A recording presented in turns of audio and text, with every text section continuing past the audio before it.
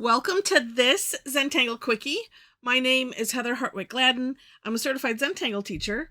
And today we're going to take a look at the tangle Treez from CZT Barbara Duel Johnson. Now, this is cute. It doesn't have to be a tree if you don't want it to be.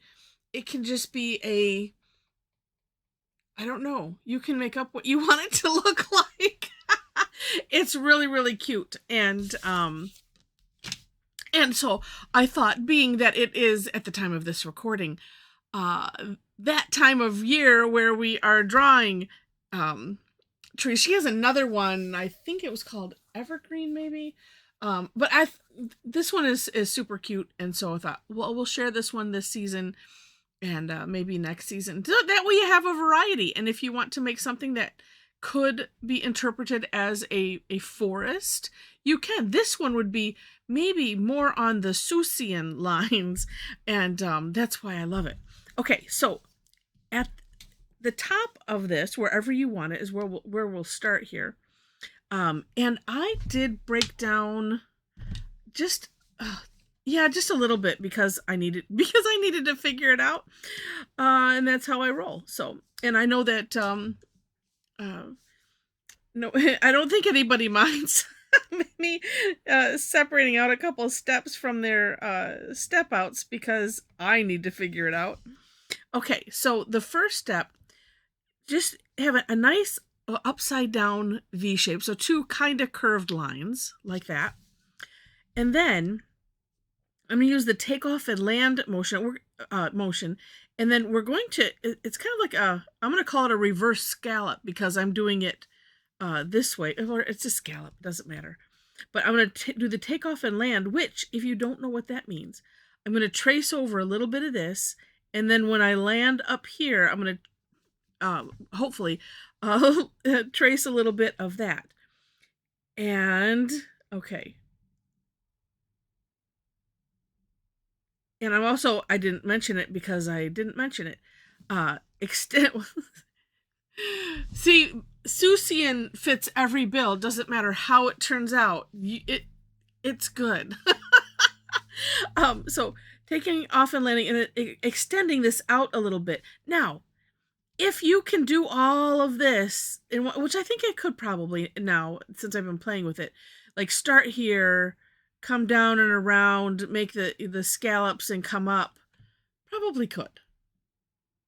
But for those that are like me, that, drawing was never your thing, and now we're aspiring to do this, I hope that helps. All right, then the next step, and going on the same lines, it's like, in this way, if you just put a little mark or a little line, and that way it kind of marks where you're coming from and where you're going to.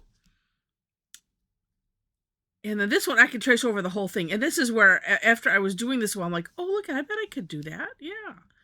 But, and then same idea. And I usually slow down as I'm coming up to that one. And then this one, now this time I'm going to dare and not put in those lines. And you can have this as tall as you want it. It could be as narrow as you want it, as fat as you want it. It doesn't matter. It's your trees. All right, so let's try this. See, in that time I didn't, I just went right for it. Instead of having, I have this little, I don't know what you call it. It's the little straightened bit there. But that, it looks, I like it either way. I'm just going to put it that way. I like it either way. If you turn it upside down, it looks neat too. It just occurred to me. Yeah, it's just, I think it's adorable. All right, and then if you wish to, and if you take a look at the For More Inspiration link, you'll see Barbara has numerous samples, so different ideas on how you can play with this, and do take a look at it. All right, then so you could stop it right here, or you could, and we'll do that, a little curve line here, little curve line there. And you could leave it like that, or you could put a little curvy line there. And then if you want to get like, extra fancy, some little extra curvy lines.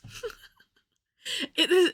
I've done that several times. I remember the first time I did, I'm like, oh my gosh, look at that. That's just awesome looking. And and it's so silly because it's just a curved line. Well, and let me go on my soapbox a little further. And my love of Zentangle is so much, and I get so excited with all of this because the whole idea escaped me. And now doing this, because I always thought that every stroke, every placement of every little thing that, that the artist, thought it out. Oh, I'm putting it there. And like they had a reason for it. I had no idea that maybe they don't. Here's a squiggle. Okay, it works. Oh, look at that. And maybe had I watched a little more Bob Ross, back in the day, then, I would understand some of these things. And now I watch them like going, oh, it just makes so much more sense now. So it's really opened up the world of art for me. And if you are, new to Zentangle, or just like me, never thought you could draw anything, not even stick people, we can do this. And it's so much fun. All right. You know what I'm going to do? I want to decorate just a tad. And one thing that I like to do in, if we're, wait, if we're doing this is my new word, non-representational work, is, I like to kind of put a little diva dance. And if you're not familiar with diva dance, I do have a video on that, of course. I think I need to redo it though, because Zentangle kind of redid the concept of diva dance from what they had originally. I have to go back and look now. But it's basically, a line, and then you put thicken a place, and then you aura that, and it can be in different shapes or different directions, however you want to say that. But I think it's a really neat tangle, and especially if you want something to look like that. Okay, then what was I thinking? Oh, let's do this. Kind of an aura, but just on the bottom edge. So I'm going to start here. And I'm not going to worry about, okay, loose aura. That's another newish word. Or no, I'm sorry, this would be a tethered aura, because we're tethering it to both sides. Or it could be a tethered loose aura, because I'm not necessarily worrying about, am I hitting all of this exactly? I wasn't really worried about that, but I don't know. I like making up words. All right. And let's just I'm going to do some shading, because I think that's the only decoration that I want to do.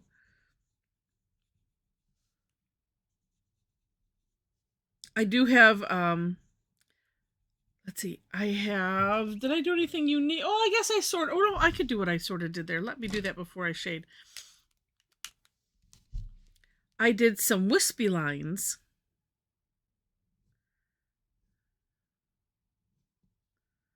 And this can just come from here.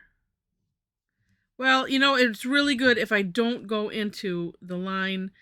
I confuse myself with the gray or something. I don't know. In the same token, it doesn't matter. It's all good. I'm not sure. I might I'll put some up there at the top. Oops, I already did that. Silly.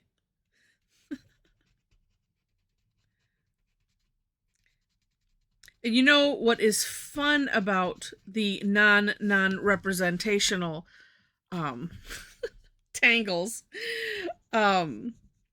is that you still get to have fun with it however you want. We're not trying to replicate something. I mean, yes, it kind of represents, there is an intention, I suppose, right? But at the same time, we can take the pressure off of trying to make it look exactly like, we're not doing still lifes. So that's my excuse, and I'm sticking to it. That's my reasoning. Ooh, I should actually, as I carried that out, this should be carried out onto the side too.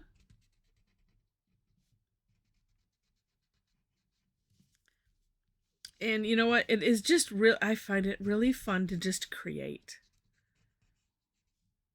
And yeah. And not having the pressure. We're not trying, we're doing whatever we want to do. It's cool. Within some guidelines, so that way it is, Zentangle inspired art, maybe. Because we have the C shapes, we have C shape, or these are all C shapes. These are kind of C-ish shapes down here too. It all works, and I love it. All right, except for where I just went over with that. All right, let me show you a cheat. Well, we'll see if it works. I don't know. You know what though? Okay, no. So sometimes, as you know from listening to me, if you've listened to me for a bit, there's always a way to to fix things, and so because that was really bothering me, so I wasn't going to do this, but I am going to do it now.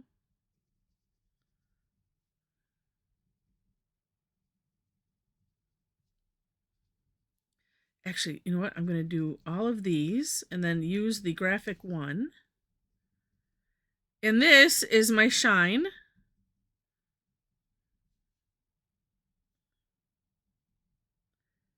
You don't have to add it, but I think it looks really cool. And I do this in the hopes that I remember that, oh yeah, I was going to add some shine in there. And I like to use the graphic one because it's thicker and it fills things in quicker. If you don't have one, highly recommend. It's not quite a brush tip. It's, because brush tips make me nervous. Because those are, I like to be able to control it and use something that I understand how to use. So I'm, I have some brush tips. I've kind of used them. It has been more to like fill in a background, but they're too much like well, I haven't used this saying in a while. It becomes too much like art, so that just makes me nervous. And then I say, yeah, that's just too much like art, so never mind. But I go to the things that I understand.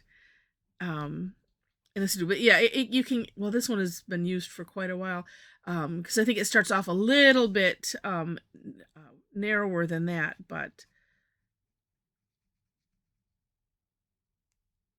they work really well for filling in, and it's just, like I said, really nice to have one of those on hand. And just by the way, I don't have one handy, but there is a graphic 2 and a graphic 3. Those are like chisel tips. I don't know, and they can come as a set. So I just, they can be used. If I used my more, I would have them here, but that to me takes a little bit more talent to be able to, say use the flat edge for filling in. But if you like to do things like calligraphy or something, it could work for that. And I'm sure there are a lot of more other uses for them, but I just want to let you know that. Oh, there we go. Okay, I like it. It's super cool. And I have hidden those little bits where I went over. Love it. All right. Well, I hope that you have enjoyed this. If you have, please click on the like button. And if you liked it enough to see more, would love to have you be a subscriber to the channel. The description section, I mentioned it. That's where you will find links to the step outs. Below that is my link tree, and that you can find all the links that pertain to me. So social media, website, I have places where you can follow me for classes if you wish. And just by the way, I do a lot of free classes, and I do have some that are paid so I can keep myself in pens. I also have a subscription, what do I want to call it? I have a subscription club. So if you come, if you like the stuff, if you think you'd pay for one class a month, from anyone, then it's well worth your while, because you get, you just get signed up for everything that I do. Stuff that's online. We do a Tangle Con once a year. That's in person. That's the one thing you get discounts on stuff like that. And if I decide to do more things like that, definitely discounted. But you get, so that's, let's see, depends on how many Tuesdays are in a month. So you get 3 or 4 classes for the price of $35 a month, just to let you know. All right, so that information is there, and the replays, because I always do replays, and you get access to all of it. Oh, if you would like to hang out with a bunch of Tangle addicts, we have a group on Facebook, Tangle Addicts Community. So fun. So many beautiful people. It's always inspiring. So the link is there as well, but there are 4 questions that you have to answer in order to gain entry. It just kind of keeps things on the straight and narrow with who's in there, because there's bots and things that are out there, and I don't know, other nefarious things. So we just try to keep that out. And have done a pretty good job at that. So, all right. Well, thank you so much again for watching, and I wish you happy tangling.